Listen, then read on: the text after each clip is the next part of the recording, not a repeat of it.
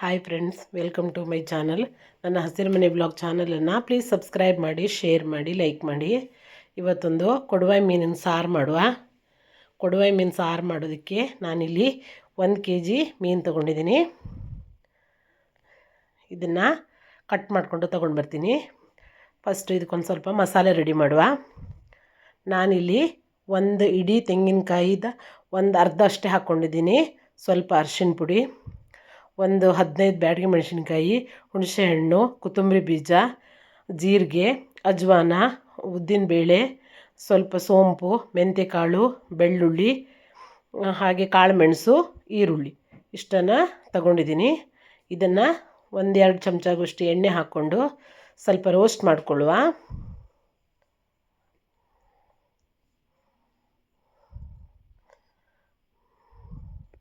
ಎಲ್ಲನೂ ಒಟ್ಟಿಗೆ ಹಾಕ್ಕೊಳ್ಳುವ.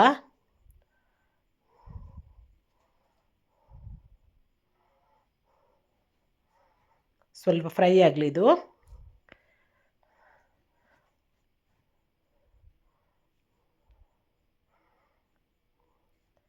ಚೆನ್ನಾಗಿ ಫ್ರೈ ಆದಮೇಲೆ ನಂತರ ಕೊಬ್ಬರಿ ತುರಿನೂ ಹಾಕ್ಕೊಂಡು ಬಿಡುವ.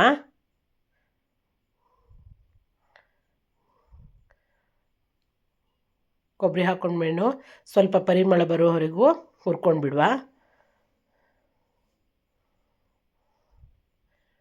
ಈ ಕಡೆ ಮೀನು ಇದ್ರು ತಂಡಾಗೋದಕ್ಕೆ ಬಿಟ್ಟಿದ್ದೀನಿ. ನಂತರ ಇದನ್ನು ಗ್ರೈಂಡ್ರಿಗೆ ಹಾಕ್ಕೊಳ್ಳುವ.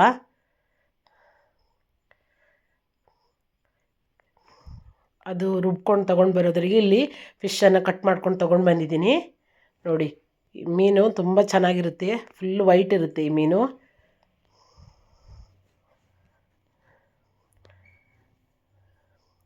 ಇದಕ್ಕೆ 1 ಚಮಚ ಉಪ್ಪು,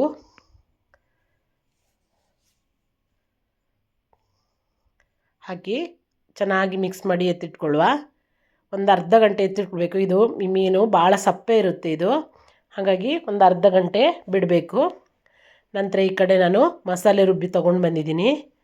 ನಂತರ ಒಲೆ ಮೇಲೆ ಒಂದು ಪಾತ್ರೆ ಇಟ್ಕೊಂಡು ಸ್ವಲ್ಪ ಎಣ್ಣೆ ಹಾಕ್ಕೊಳ್ಳುವ. ನಂತರ ಒಂದು ಅರ್ಧ ಈರುಳ್ಳಿ, 1 ಟೊಮೆಟೊ, 2 ಹಸಿಮೆಣಸಿನ್ಕಾಯಿ ತೊಗೊಂಡಿದ್ದೀನಿ. ಇದು ಕೂಡ ಚೆನ್ನಾಗಿ ಫ್ರೈ ಆಗಲಿ. ಫ್ರೈ ಆದಮೇಲೆ ರುಬ್ಕೊಂಡು ಬಂದಿದ್ವಲ್ಲ ಆ ಮಸಾಲೆನೂ ಹಾಕ್ಕೊಂಡು ಬಿಡುವ.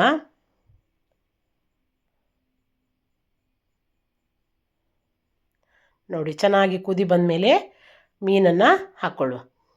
ಮೀನು ಹಾಕಿದ ಮೇಲೆ ನಾವು ಯಾವುದೇ ಕಾರಣಕ್ಕೂ ಸೌಟ್ ಹಾಕಬಾರ್ದು. ಹಾಗೆ ಪಾತ್ರೆನ ಸ್ವಲ್ಪ ಅಲುಗಾಡಿಸಿನೇ ಇಡೋಣ. ನಂತರ ಚೆನ್ನಾಗಿ ಕುದಿ ಬಂದಮೇಲೆ ಸ್ವಲ್ಪ ಕೊತ್ತಂಬರಿ ಸೊಪ್ಪು ಹಾಕ್ಕೊಳ್ಳುವ. ನೋಡಿ, ಚೆನ್ನಾಗಿ ಎಲ್ಲ ಕಡೆ ಕುದಿ ಬಂದಿದೆ.